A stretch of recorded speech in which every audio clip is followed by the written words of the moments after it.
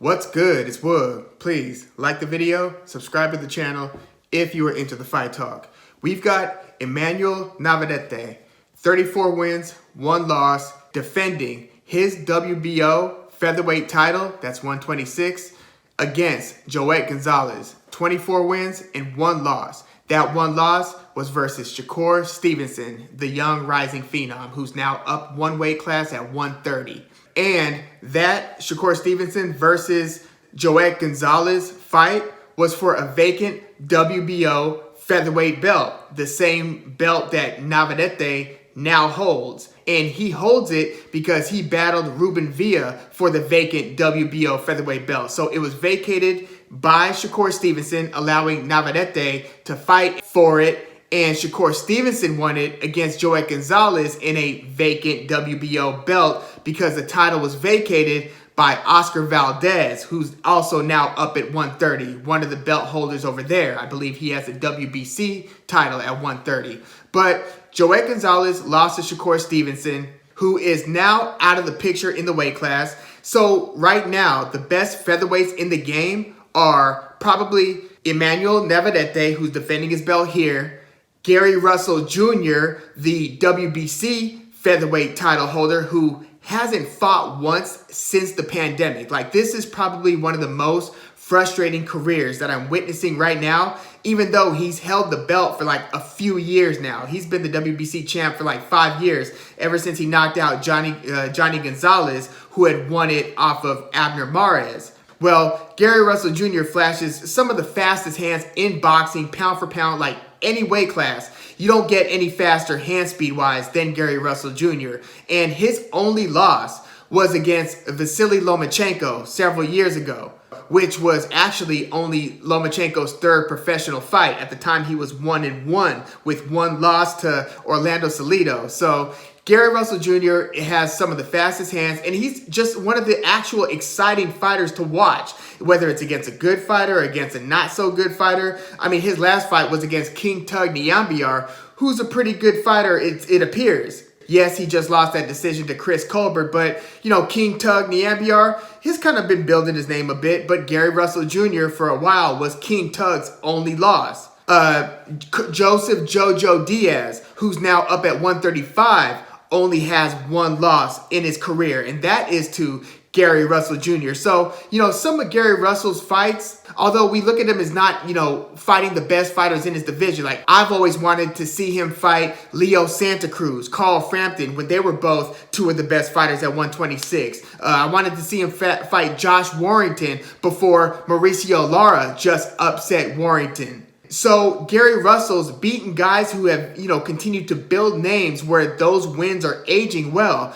Joseph Diaz, King Tug Nyambiar.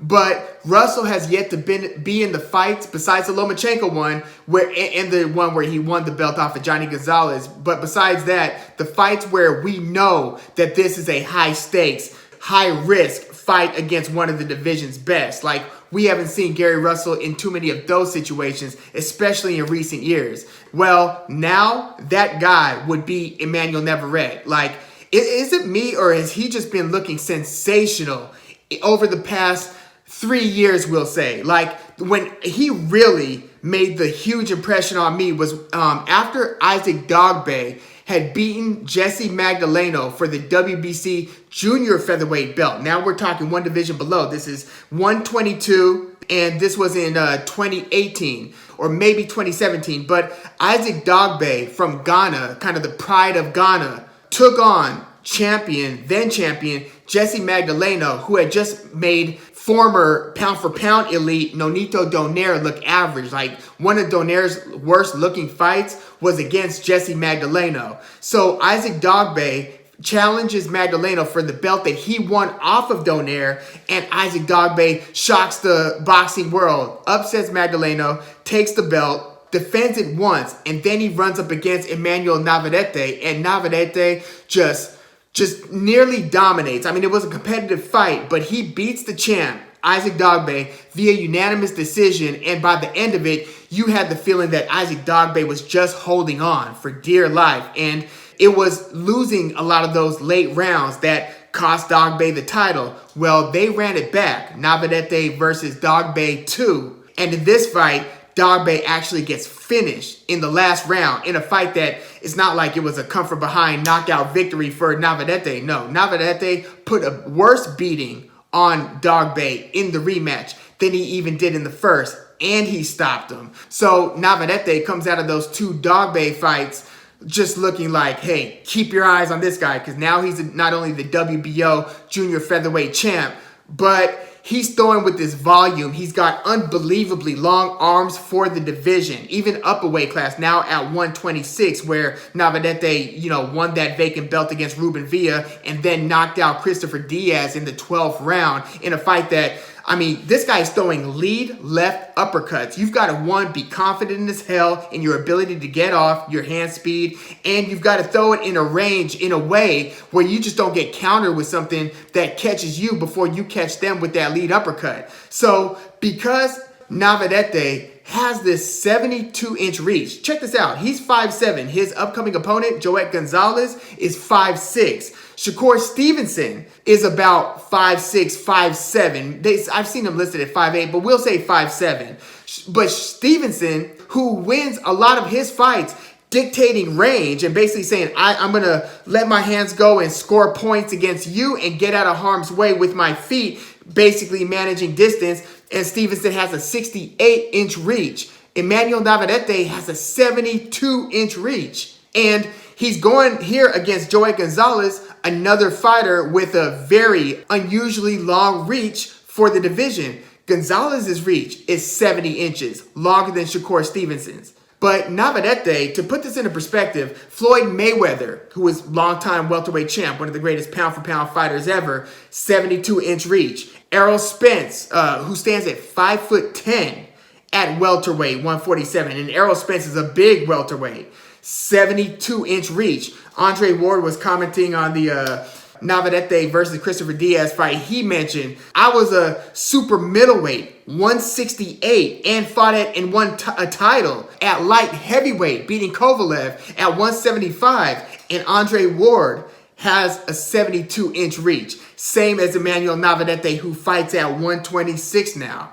Unbelievably significant physical advantage that Navarrete carries into the ring, and couple that with the volume that he throws, and he just seems like one of these guys who has an unbelievable motor. His gas tank is unreal. He's one of these guys, remember, like in PE class, or like I ran cross country one year, where you're running either a mile or 3 miles, or you're just doing PE and doing the laps, and there's somebody in the class who's just able to take off and just maintain that speed throughout the whole run, and you're like, I'll never be able to do that like that. Navarrete strikes me as a guy who's just a physical outlier in that he just has a type of oxygen system that would allow him to like pull off a 5-minute mile or average 5 to 6 minute miles in like a 3-mile run. I'm just speculating here. I don't know what he actually runs in his long distance runs, but the pace that he fights at, round after round after round, he's one of these guys who will throw 70 to 100 punches in a round and not think twice, and then do it again in the next round if he has to. You can't keep pace with this guy. That's not how you're going to beat a guy like Navarrete, not to mention those unorthodox angles with the super long reach where he's throwing a hard lead left uppercut. He fights from an orthodox stance, so that's some Roy Jones shit right there. He'll lean down, and in fact, he'll feint with the right hand, so he'll go here to get you to kind of shell up or to tense up. He'll fake here and then scoop with the lead left uppercut. Beautiful punch, but if it's not that, he'll actually throw the right hand. He'll just, get not too busy with the jab, but he'll throw jabs too. But he's basically looking to feint you into reacting and then just letting 3 to 5 to 7, however many punches go. He just puts his opponents on a treadmill from hell, and he doesn't relent. And he's throwing knockout-worthy combinations. Maybe not one punch at a time, but knockout-worthy combinations for the entire fight. Like his knockout of Christopher Diaz was in the final round. His knockout again in the rematch of Isaac Dogboe was in the final round. His knockout win 4 fights ago against J.L. Santissima was in the 11th round. So he gets busy from bell to the final bell, beginning to end. And unlike his opponent here, Joet Gonzalez, who since his fight with Shakur Stevenson, which was before the pandemic, we're talking October of 2019, he's only had one fight since that, and it was in like the COVID bubble in September 2020 against Miguel Mariaga. So unlike Joet Gonzalez, who's fought once, like in the past 2 years, Emanuel Navarrete, within that same time, has fought 5 times. 5 times in like the past 2 years. So he stayed busy. And even before that, he was fighting like 4 or 5 times a year in that year leading up to the COVID pandemic.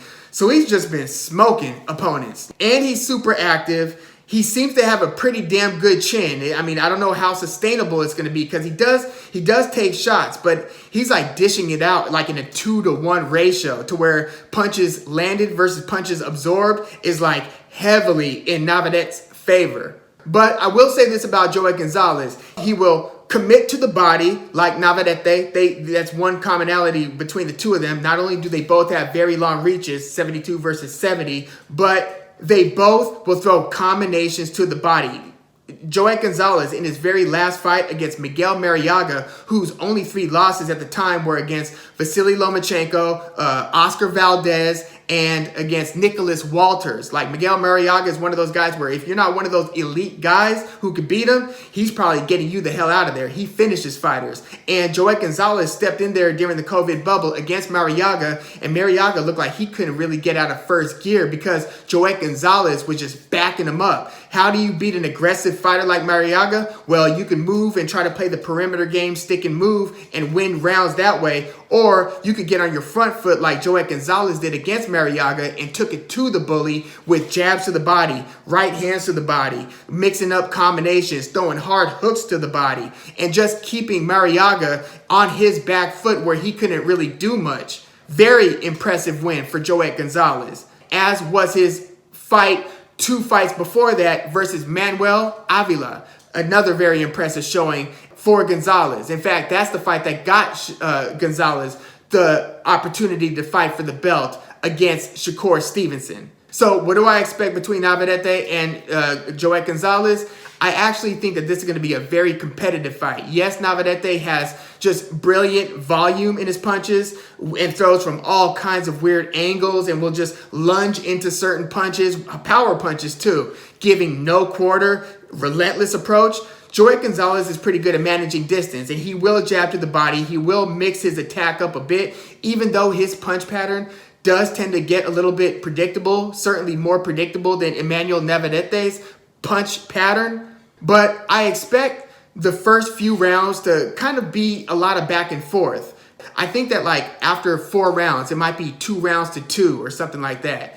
But I think that by the time they get into the 5th round, 6th round, they've broken a crazy sweat. Navarrete starts to get into his just totally different rhythm than 99% of the fight game type of rhythm. Like if he's able to get into that flow, then I could see Joet Gonzalez getting uncomfortable with the pace. Because yes, he does like to have a pretty healthy pace. Like he was pushing the pace against Mariaga, a pressure fighter himself. But there are levels to pacing, and you could dictate pace and keep the person on an uncomfortable treadmill in one fight and then be the victim of an uncomfortably hectic treadmill in the very next fight. And I kind of feel like that might happen here. You know, Joet Gonzalez is like a thinker. He's a calculated fighter. He's kind of looking at, okay, what kind of punch pattern can I get off that's going to push this guy back in this situation? Is it going to be a jab to the body? Is it going to be a double jab? Maybe a double right hand, which, you know, he did throw some of those against Shakur Stevenson and was competitive in moments, but Shakur Stevenson was just too good defensively. Would just keep the hand up right here. You know, they say hold the phone. Shakur Stevenson keeps that up. So you're not going to just catch him slipping with too many of those,